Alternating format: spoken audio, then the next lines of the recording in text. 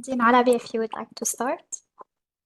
Okay, thank you all for attending. We're really thrilled to have Dr. Turki Faisal Al Rasheed with us today as the speaker for this important presentation and topic. I'd like to introduce Dr. Rasheed. Dr. Rasheed is a distinguished leader in agriculture and sustainable development, serving as the founder and CEO of Golden Grass, an innovative agriculture and contracting firm based in Saudi Arabia. His extensive expertise is further exemplified through his role as a consultant at Al Ulama Management and Agricultural Consultancy Services. In academia, Dr. Rasheed is an adjunct professor at the University of Arizona's College of Agriculture and Life Sciences, where he contributes to the Department of Agriculture and Biosystems Engineering. Additionally, also here at AUB, Dr. Al Rasheed serves as an advisor at the Economic and Sustainable Development Unit, ESDU, the main outreach arm of the Faculty of Agriculture and Food Sciences at AUB, where he provides insights into agricultural strategies and initiatives. Dr. Al Rasheed is a celebrated author. He has published over 7 books, including his most recent works, Agricultural Development Strategies, The Saudi Experience, which addresses the role of agriculture in enhancing food security and promoting economic growth.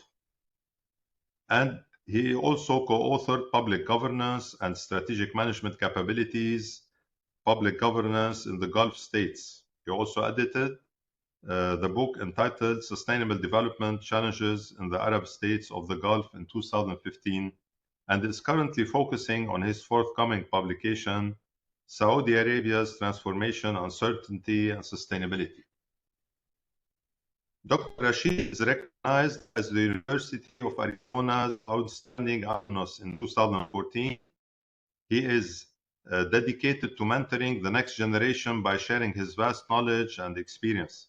He is also a member of the National Council on U.S.-Arab Relations International Advisory Committee, further contributing to cross-cultural dialogue and collaboration. I would also add Dr. Rasheed is a frequent contributor to many high-level and high kind of visibility newspapers in the Gulf, where he writes on issues related to international politics, sustainability, agriculture, and the like, on many topics. Now, basically, we're going to have 3 parts for this presentation. I'm going to start by introducing, just giving you a flavor for those of you who are not maybe related to FAFS or would like to know more about the current status of FAFS, our current initiatives, and the things we're working on. This will be followed by also a brief introduction by Dr. Shadi Hamedi on ESDU's activities and initiatives. And then we'll dedicate the bulk of this time to, of course, the lecture of Dr. Rasheed. Caroline, can we go to the next slide? Yes. So, as some of you know, FAFS has a long history and tradition at AUB. It dates back in 1952. And of course, like any educational college or faculty, we focus basically on research, education, and outreach. So in terms of research and education, we try to enhance sustainable water, energy, food, and ecosystem management by addressing the global challenges, specifically climate change and the SDGs. And of course, when we're talking about climate change, we're talking about climate change mitigation due to the importance and the relevance of climate change to all our sub-disciplines and disciplines at the level of the faculty. We also try to foster sustainable solutions by promoting innovative, sustainable approaches to food systems, nutrition, and environment resilience, ensuring that the health and the well-being of communities across Lebanon and the MENA region and beyond are addressed through the research we do, through the education we provide to our students, and the different activities we conduct. One of our core missions also is to empower communities. Of course, we have a long history of dealing with communities, whether agricultural communities, agri-food in general related communities, And of course, ESDU is very central in terms of these activities. So here we try to provide these communities with the knowledge and tools to adapt to climate change and mitigate the effects of the environmental changes that are occurring, and trying to secure a better situation in terms of the food and water security. Thank you, Dean Sidani, for attending. And finally, we would like also, and we try to promote cross-sector collaboration. In today's world, one cannot really work in a silo, in a single discipline, or even in a single category. One needs to work with all the different stakeholders, with all the different players, all the people in different disciplines, whether engineering, IT, humanities, you name it. Because today's solutions will require the basically cooperation and the collaboration of all of these actors. So here we try to foster work, of course, naturally in the agri-food system, but also our colleagues from public health, from the environmental related majors, from the business school, to basically address all of these challenges and basically create better and more sustainable and successful solutions for all of these challenges. So I'd like again to welcome all the audience present, to welcome Dr. Rasheed, and to give the floor to Dr. Ahmed at this stage. Thank you. Yeah, hello and welcome everybody. Thank you, Ammar. You said it all. Few things to add. We're extremely pleased to have Dr. Turki Al Rasheed on board as an advisor to our Environmental and Sustainable Development Unit. Actually, our journey started a couple of years ago, where Dr. Turki Rasheed was pushing for a big project on social agriculture, and this is what the SDU does, you know, at the essence of the SDU work is social agriculture, promoting sustainable agriculture for rural livelihoods. And of course, we host a master in rural community development. So Dr. Turki was basically promoting a big project to be implemented by the FAFS AUB on social agriculture, of course, to be funded by the Gulf. And then you know what happened. Lebanon was not on the Gulf map anymore. However, there is now a kind of a revival, you know, of interest, and together with Dr. Turki, we are basically trying to redevelop the initiative. Caroline, can I have a couple of slides? Yes. So basically, what we are trying to build a file. We are currently mapping all what is known as the nexus resources in Lebanon, water, energy related to food, and to try to come up with a certain, let's say, a green infrastructure map for Lebanon that would be translated into a small local development project for maybe 100 Lebanese villages, okay, to be put in a portfolio. And I'm pleased that, you know, to say that Dr. Turki is basically helping us, okay, to make Lebanon great again, okay, and to reposition Lebanon on the Saudi radar. So this is what we're after. Let me also inform you that Dr. Rasheed was generous and enough to he's gonna basically he's basically committed to an award, okay, through the FAFS, to the Keepers of the Land Award at the SDU, to provide outstanding students, okay, with award on their final year project. Caroline, do I have an additional slide? That's it, I think, Mahak. Yes, these are the slides. All right. So this is basically in a nutshell. I don't want to take more time, and I rest the floor to Dr. Turki. It's all yours.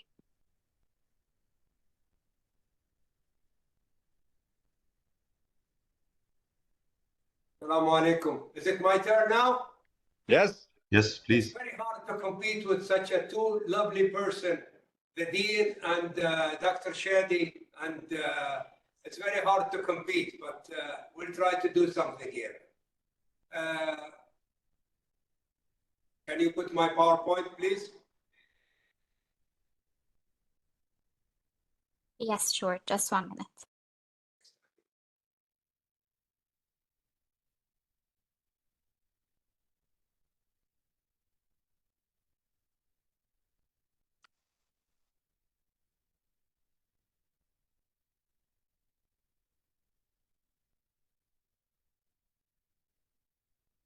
Would you like me to start without the PowerPoint, or you want me just to go on? No, we'll put it in a minute, but I think Caroline is uploading it.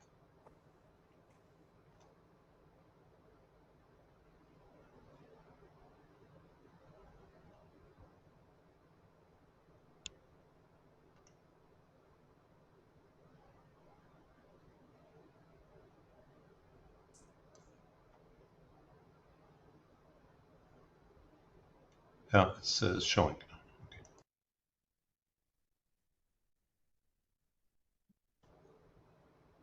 تفضل, Doctor. I think it's showing now, if I'm not mistaken. My talk today, as you can see in the screen, we're talking mainly about social agriculture.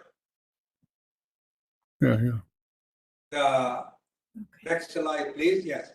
Unlocking sustainability or sustainable future. Social agriculture stands at the forefront of the revolutionizing our food system, weaving together the thread of food security, poverty alleviation, and economic empowerment into a vibrant tapestry of growth and resilience. What I'm trying to do here is I'm trying to link agriculture, because if anybody think agriculture is nothing but growing food and farmer, I tell them, I'm sorry, you're on the wrong track, or at least I am on a different track. Next, please. Okay, it is a privilege really to address such a wonderful teams, such a very knowledgeable people, to address them, the faculties of food and science at the University of Beirut, which is one of the most respectable universities in the Arab world. I'm trying to put here the key question. How could we achieve the United Nations 17 development goals in the post-war Lebanon and the Arab world in general? If anybody think Lebanon is a different story than the other Arab world, they're all the same, pretty much the same.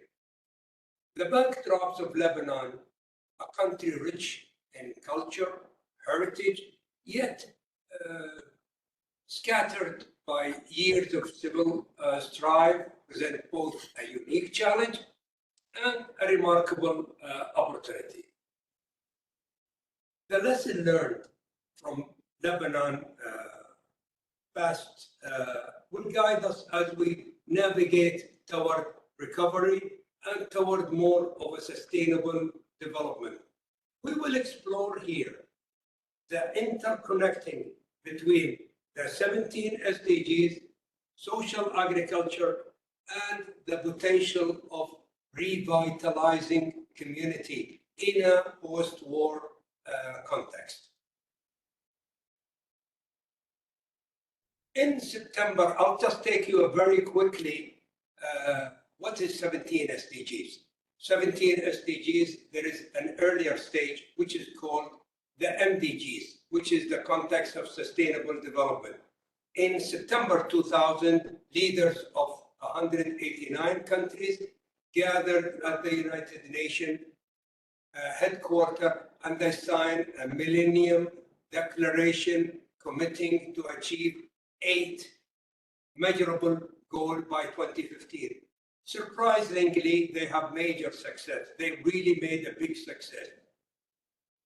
Those goals ranged from having extreme poverty, gender equality, and child mortality. The MDGs were revolutionary, providing a common language for global agreement. Surprisingly, it had a major success. While sustainable achievements were made under MDGs, the progress were uneven. Of course, some countries had good, some countries had bad, but mainly because of conflict and instability they lagged behind. The expiration or the success of the MDGs in 2015 have made a new discussion, need for a new era, a new program, more inclusive development agenda. Next. سوري تفضل دكتور في حدا بالغلط unmute. Please let's not unmute. Careful about this. تفضل. No problem. Next.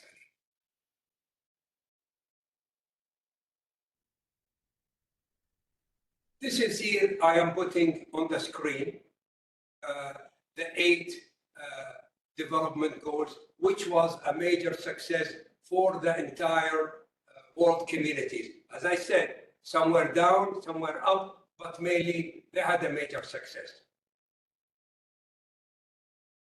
Sustainable development goal is the outcome of this dialogue was a 2030 agenda for the 17 SDGs. The SDGs emphasized in the interconnectedness of social, economic, and environment dimension of development, advocating for a holistic approach. So, as I said, there is a major question. How could agriculture make development goals be achievable in all aspects?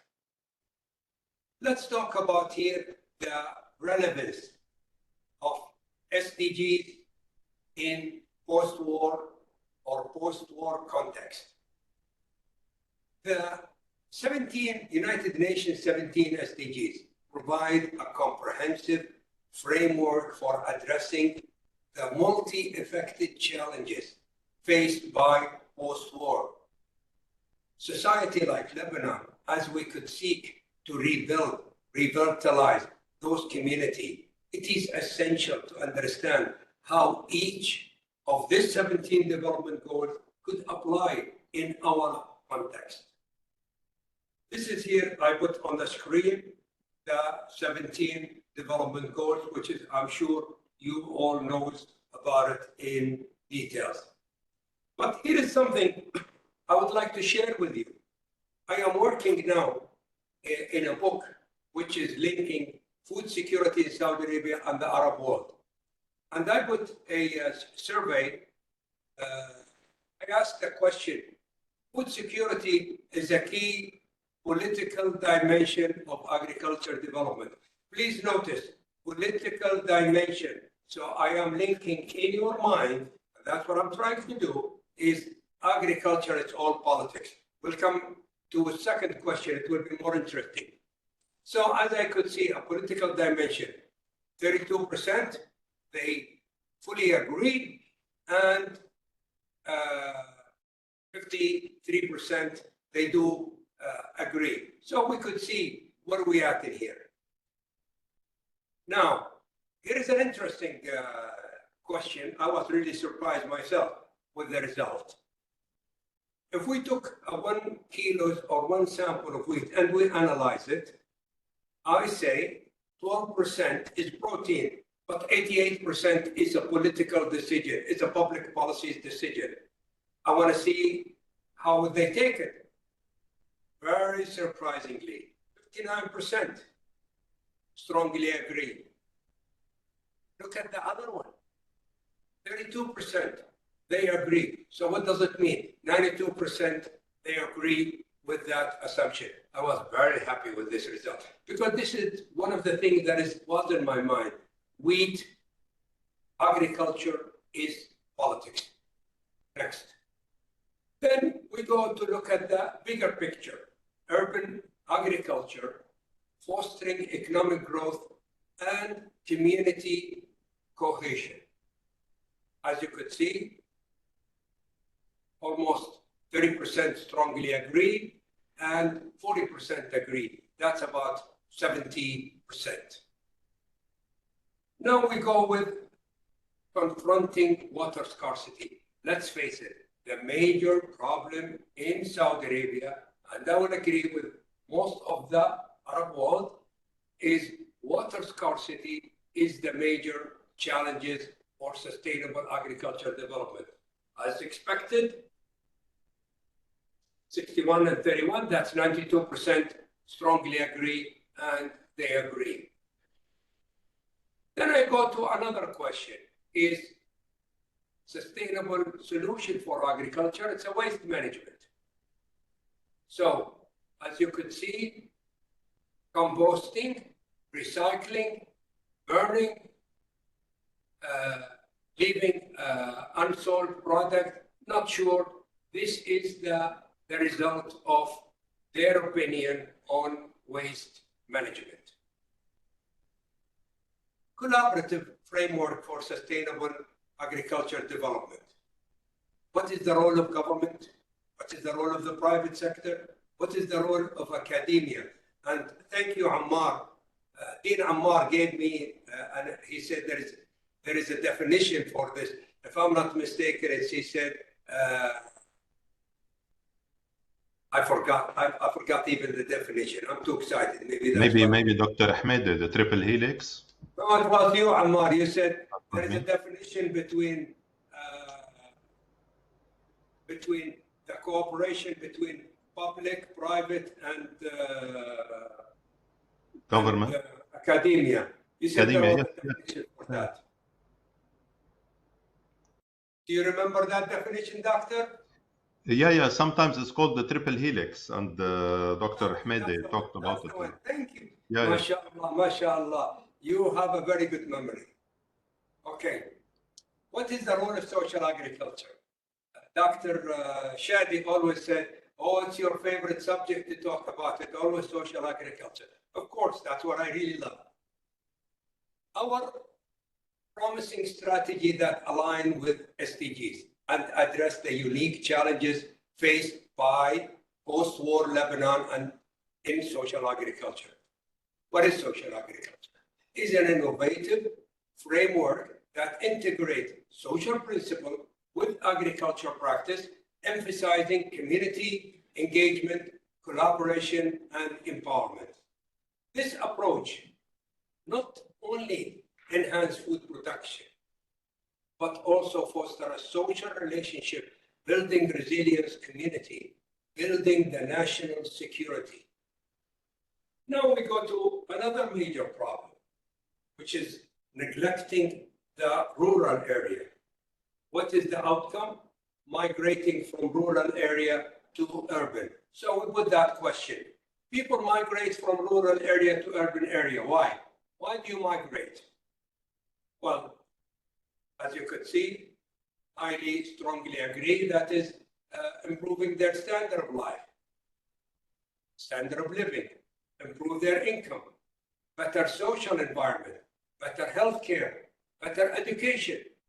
And you could see those are the reasons why they move. Now, let's talk about why I am in love with social agriculture. What made me a Saudi, a businessman, and then I became as an academic for this magic world, which is called social agriculture. My interest in social agriculture was ignited during the State of the World Forum. If I'm not mistaken, it was in 1995. I had the privilege of meeting Dr. Muhammad Yunus, which the AUB, I think a few years ago, they also invited him, and I was very happy to meet him after 25 years. His pioneering work in microfinance, it inspired me to explore innovative solutions for social and economic challenges. How could I put my expertise in microeconomic or microfinance or microcredit, promoting social agriculture to common upliftment and sustainable development. This passion led me to promote social agriculture to community and foster sustainable development. This journey, collaboration, and support continued with my presentation, harassing agriculture and sustainable economic strategies, which I have the privilege in, we hosted in Saudi Arabia, the COP16, where the critical import of land, governments, in our fight against land degradation. and the promoting of ecological restoration. The COP16 was a really wonderful opportunity to discuss the role of government and the land degradation and involving all the stakeholders. Social agriculture is particularly relevant in the context of Lebanon and other Arab countries, where rural areas are often a hub for culture, human capital. This approach is emphasize the importance of collaboration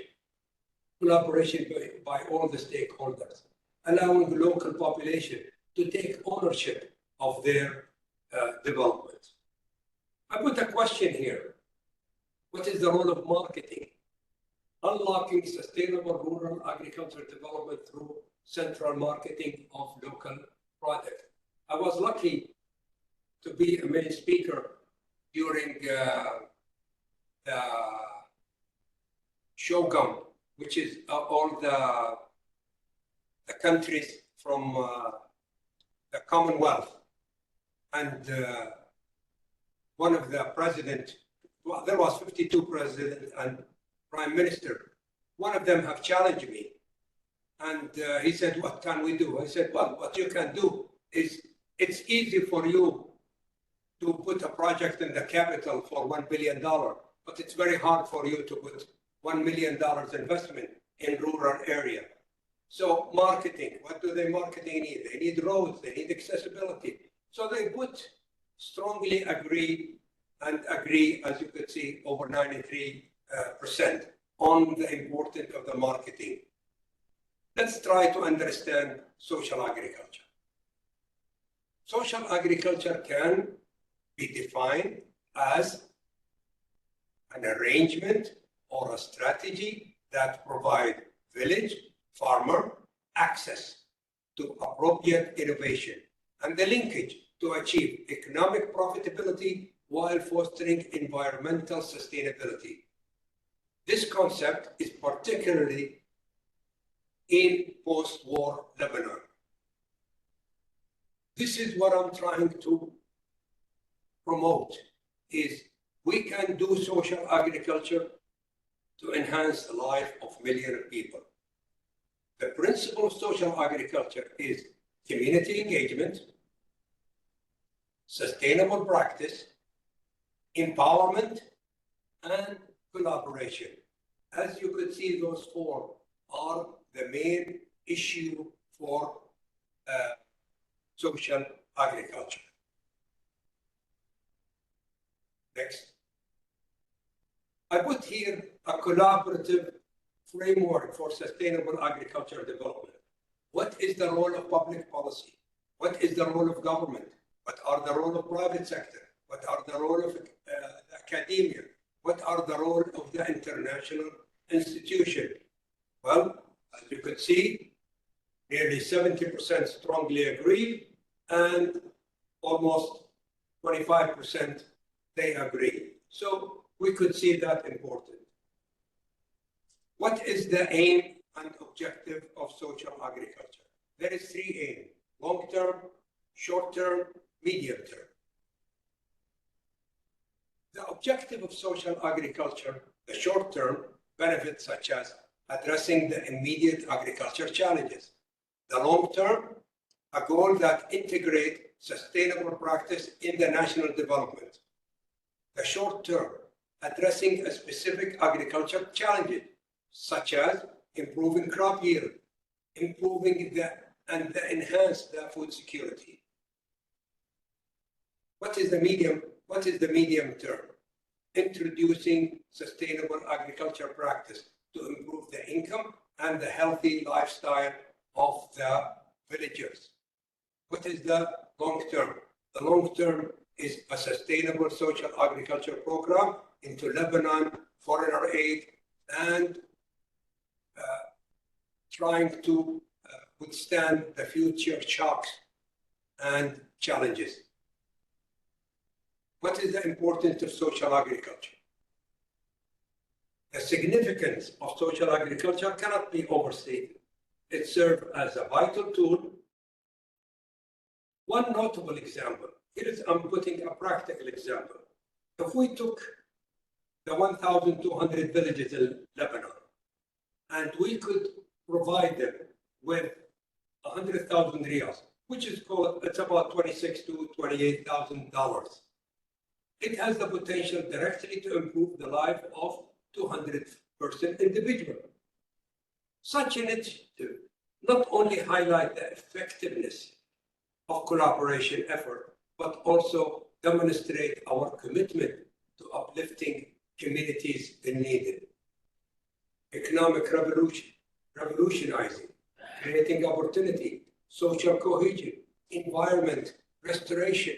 All this could improve the life of so many, especially the neglected rural area. I put here a question: what is the importance of social agriculture in achieving sustainable agricultural development? As you could see, 40% fully agree or strongly agree, and almost 38% they agree. How do we implement strategies for social agriculture? We implement social agriculture require a collaboration. It's a collaboration approach to involve government, private sector, local community, education, and capacity building initiatives are essential to empower stakeholders and to foster sustainable agriculture practice. Stakeholders in engagement, education and training, funding the resources, monitoring and evaluation. Who's the beneficiary of social agriculture? For me, the beneficiary are everybody, whether they are rural or they are in urban. But the benefits of social agriculture extend to various stakeholders. Local farmers, particularly women and youth, gain access to resources, knowledge, market, enhancing their livelihood. In 2024, Saudi Arabia leadership took a significant step. In my opinion, it was very good. And I was so happy to hear it. When they provided $10 million through King Salman Humanitarian Aid and Relief Center. Many people said, what is $10 million? It's less than 1% of what we paid before to some politician. But that $10 million goes to so many people, and it will improve their life. This initiative was formalized, was a partnership between K-Relief and Lebanon High Relief Commission, resulting in the launch of 28 impactful projects across Lebanon. The ongoing social agriculture program, we have it here in Saudi Arabia, rehabilitation ancient terrace. We could have the organic farming initiative, farm to table program, local project through American University of Beirut as part of the Ardak Baladi Community Kitchen. Now we go to harassing organic agriculture for climate change, restoring land and combating desertification and degradation. As you could see, 22% strongly agree and 37% agree. What are the challenges? There is nothing without challenges. Challenges in implementing social agriculture. The number one constraint is finance.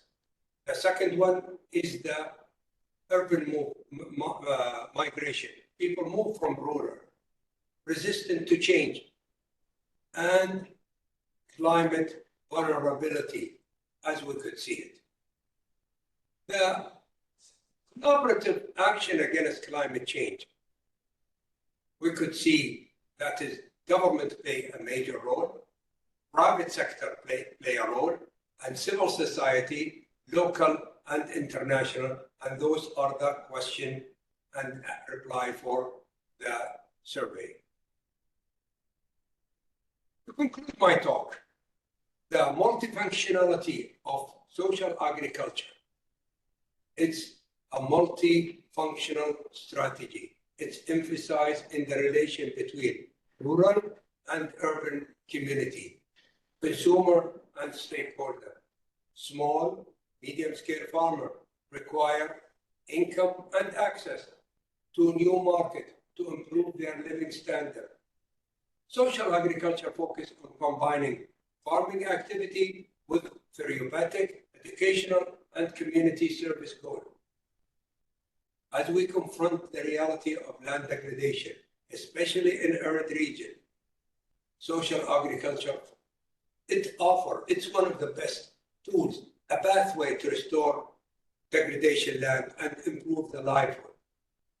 By fostering collaboration among stakeholders, we can cultivate resilience agriculture landscape for the benefit for all.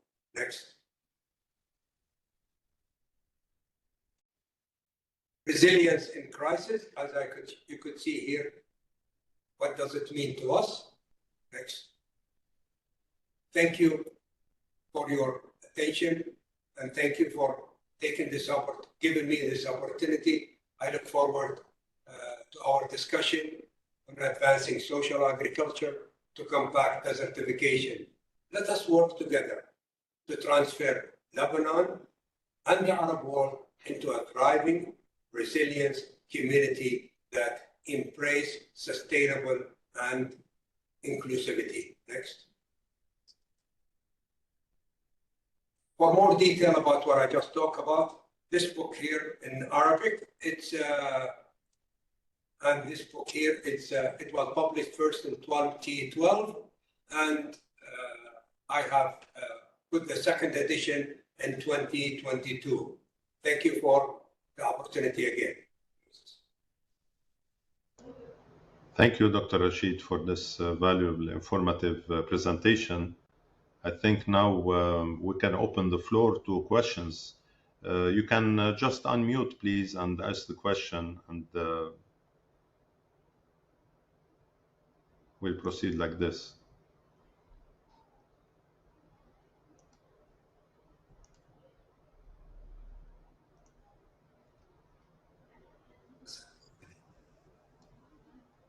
I have a question. Do you hear me?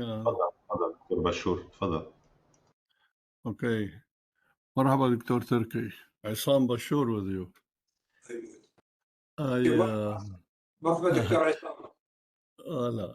You remember we discussed this issue personally long time ago. And basically we agree the best development is to go that route, to develop social agriculture into the rural society in Lebanon. And then the political situation between Lebanon and Saudi Arabia didn't allow any funding to come this direction. Now, after this lecture, and we see the changes going in the region here, do you expect some funding to come this direction for social agriculture in Lebanon and involving AUB, let us say, as part of it? Well, let me take you to the memory. In 2018, when the AUB hosted the talk, and you were there with the ambassador of Saudi Arabia, with so many people there, and when we said we should give the money directly to institutions in Lebanon, we should promote directly to the farmer. And I remember when I said not a single dollar should be paid to the politician. So we were hoping then it will trickle down the economy. It didn't. So I think, if I'm not mistaken, there was some clause there about this statement. That was in 2018. And 7 years later, or 6 years later, Saudi Arabia have made an initiative of $10 million that goes directly. So when a government make a $10 million, they evaluated it. And as you could see, Saudi Arabia now, they do two things. If it's a development, they will do it within institution. Like, I don't know whether you are aware of it, but Saudi Arabia have created 6 companies by the PIF. The first one was the Saudi-Egyptian investment, and then one for Jordan, one for Iraq, and I think the amount was about more than $90 billion. That it goes for development, but it will be based on accountability, credibility, transparency, all the rules and regulation that will be not to be used against the country, or they took it over and then destroy it. So to answer your question, yes, and a big yes. Thank you. We'll continue talking, and Dr. Alabi will be following up with us, okay? Other questions from the audience? Hello, may I have a question? Yes, please. Dr. Alauddin, تفضل. Okay, thanks, Dr. Turki, for this insightful lecture. It's clear that Saudi Arabia holds a significant advantage in social agriculture with a key lessons to be drawn for other nations. Based on your experience, how can Lebanon leverage its unique agriculture resources to promote social agriculture as a tool for sustainable development? And what type of policies can Lebanon government create given the complex economic and political crisis that Lebanon suffers from today? Okay, Huda, let me tell what I understand from your question. Your question is, what can we do? If that's the question, Yes. thanks to AUB, they have hosted me in 2018, I think, if I'm not mistaken, and we talked about social agriculture. Dr. Ammar, Dr. Isam, and Dr. Shadi, they were all there, that I remember. So we were promoting microcredit for the small farmers in Lebanon. And the AUB was already have taken that initiative a long time ago. So Saudi Arabia, what can we do is, at the moment, we are talking $10 million already been in place, and it was being implemented. We need to talk more. We need to prepare. And I would like Dr. Ammar or Dr. Shadi could explain the things that is AUB have done. They have done a lot of great work. And this is what we are trying to do, is to highlight it, this issue, and we are ready. The AUB is ready to take that initiative.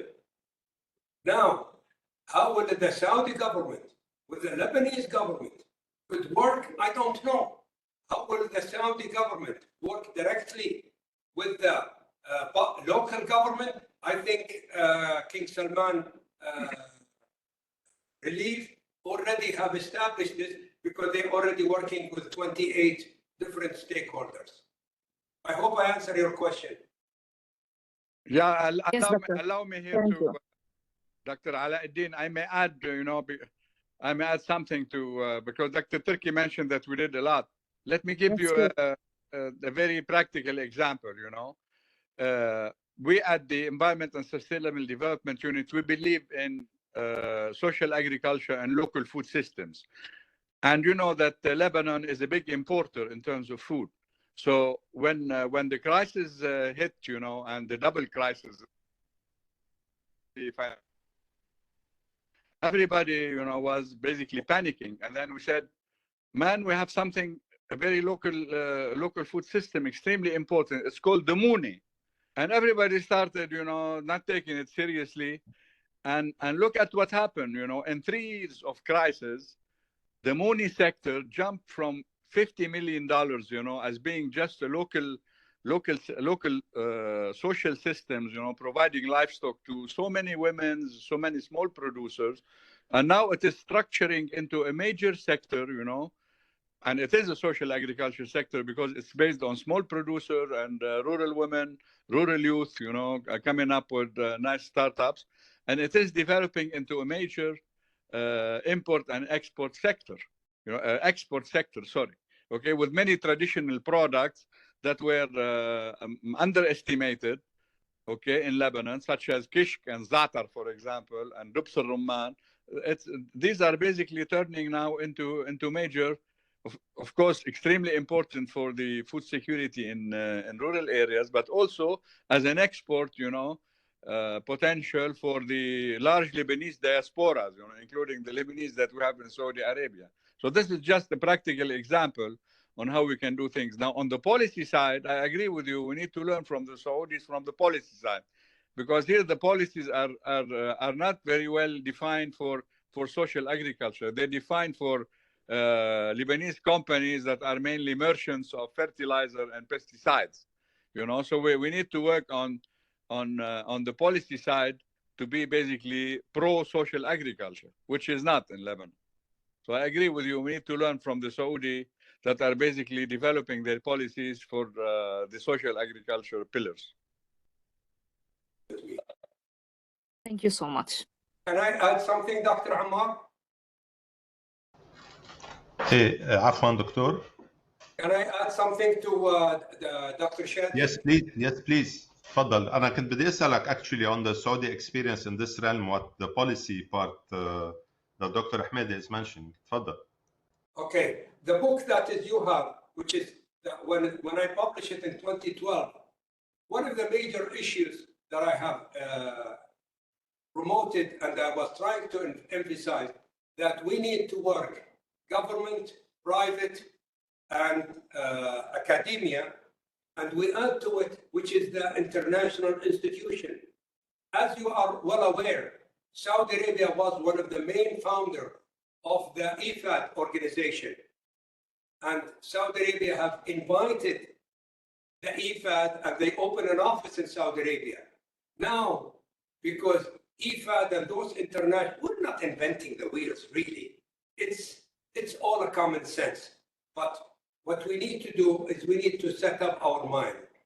Saudi Arabia have decided, thanks God for that, they brought the IFAD, they brought the local producer, and then they brought the universities, and they brought the private sector with the government policy, and then they came up with what can we all do. They gathered, if you heard about the coffee, now I don't know whether you guys know it or not, but Saudi Arabia produced one of the most expensive coffee in the world. I think if I'm not mistaken, it's a 15,000 riyal, which is almost $3,000, $4,000 a kilo.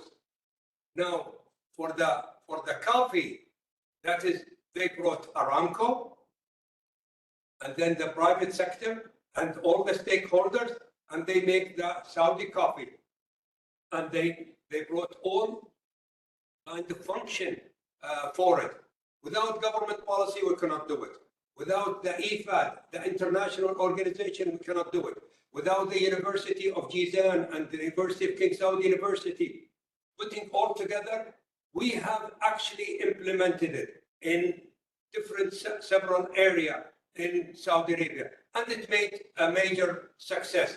I am hoping, I am promoting that success we had, we replicated it in Lebanon, and then we replicated it in Syria, we replicated it in Sudan, we replicated it in Egypt.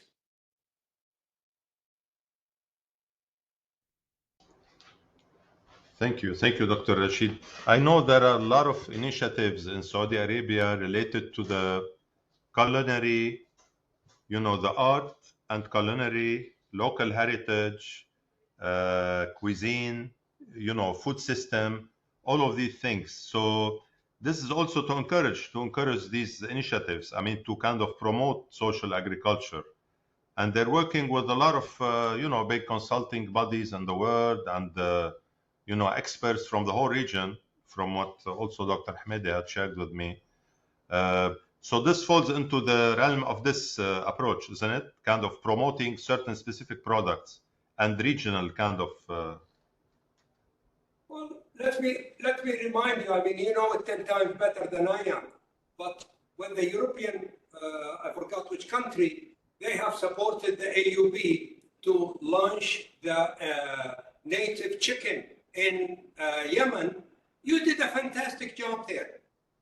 And it was one of those projects that is AUB, the government of Yemen, or the local government, local people of Yemen, at the same time with the European, I forgot the name. I think it was Brussels or Holland. Ruaf, Dr. Turki. Sure. The Dutch Ruaf, the Urban Agriculture Center on Urban Agriculture. Okay. We implemented this project, yes, in Sana'a. You made it in Yemen. Yes, in Sana'a, Yemen, yes. Yes, and then also you made urban farming in Jordan, and you have a major success in Jordan. Now, Shadi and you yourself, you could talk much more and better than I am. I just know the headline of this. Shadi, would you like to comment on the current project that ESTU is managing, the green projects by the Arab Fund? Yes, because sure. this also. Yeah, yes. Dr. Rasheed is aware of that. Presently, you know, we've been commissioned by the Arab Fund for Economic and Social Development, based in Kuwait, but I'm sure that with heavy investment from Saudi Arabia, I mean, to implement a pilot green projects in Lebanon, okay, to commission for about 15 projects, small projects, local development projects that are innovative and green, you know. In green, I mean, you know, all eco-friendly, but at the same time economically feasible, and at the same time with social impact.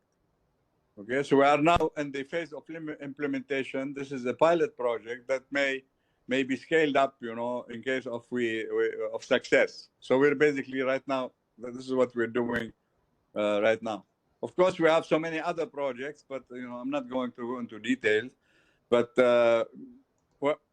if you look around at so many funding agencies and international centers, okay, social agriculture comes at one of the priorities, you know, to either mitigate or limit the damages of climate change. Like Dr. Rasheed mentioned, the COP16. I mean, that was a major, you know, concept there. Dean Sidani, as if I may have missed your hand. You raised your hand, please, Dr. Sidani. Thank you.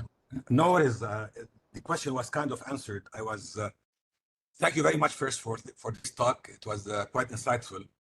I come from the private sector, so a lot of the discussion is not something that that I do every day. But I cannot help but think about the role of the private sector. You kind of answered this in the. I wanted some examples of public-private partnerships towards the ends that you are suggesting, and you talked a lot about policy. But I wonder about whether we have some examples where, you know, the private sector, how to engage the private sector more in those things. Are there some examples that in Saudi Arabia that, you know, have been done, or something that we can use from our end as a business school to enrich that type of engagement?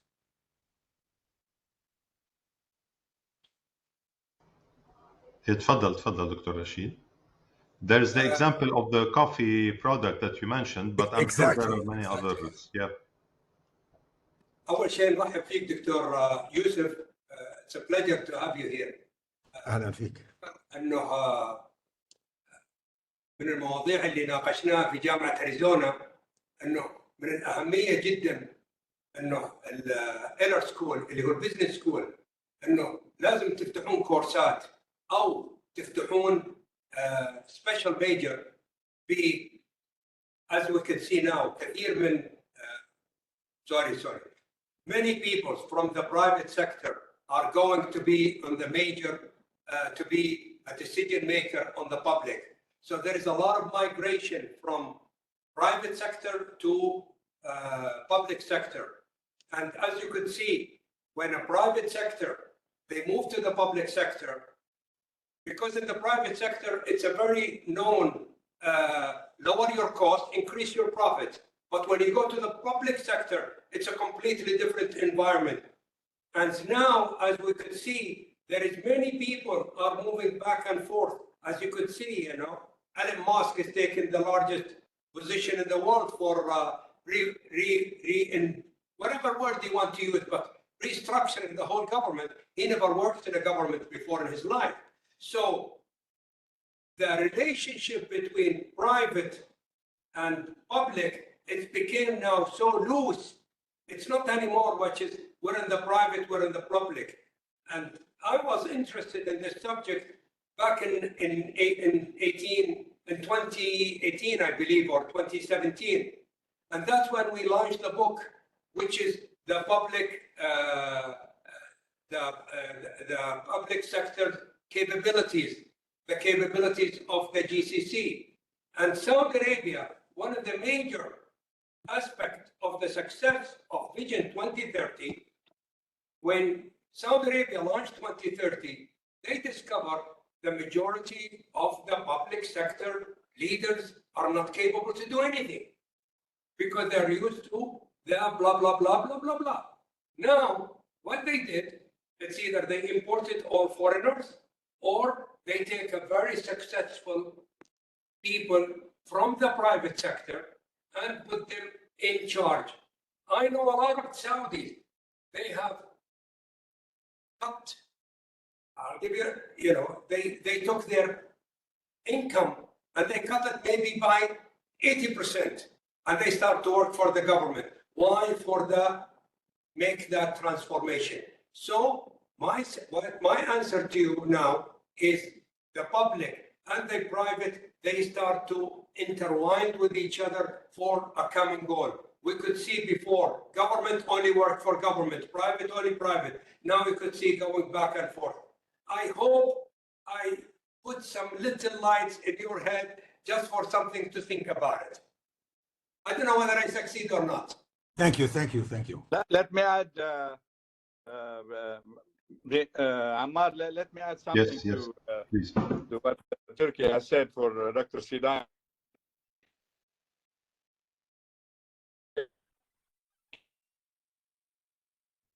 Shadi, your voice is breaking for some reason.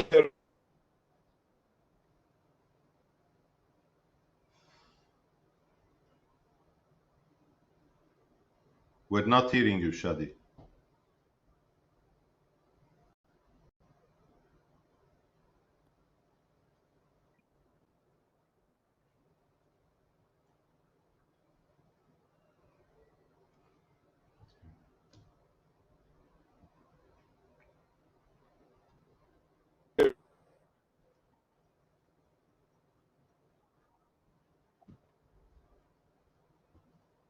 We're not hearing you, Shadi. Okay, now we can hear you, Shadi. Company out of universities, you know. Shadi, before we couldn't hear you. Now we started hearing you. If you want to repeat. That's fine, Ammar. No, I was just saying that the academia could play a role in engaging the private sector, you know, through proper accelerators, you know, having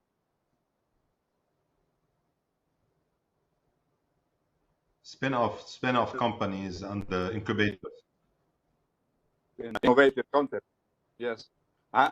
Ammar, we have another meeting with Dr. Turki with the development office. Yeah. I was going to say, unless there's a last-minute question, I think just to stick to the time that we had, you know, kind of planned for this presentation. I want to thank Dr. Rasheed again for his engagement with the faculty, with his efforts as advisor of ESDU, and his continuous advice and support. Thank you all for attending, and look forward for more interaction on this topic and other topics with Dr. Rasheed. Thank you. Thank you. Thank you. Bye-bye. Bye. Bye-bye. Dr. Turki, goodbye.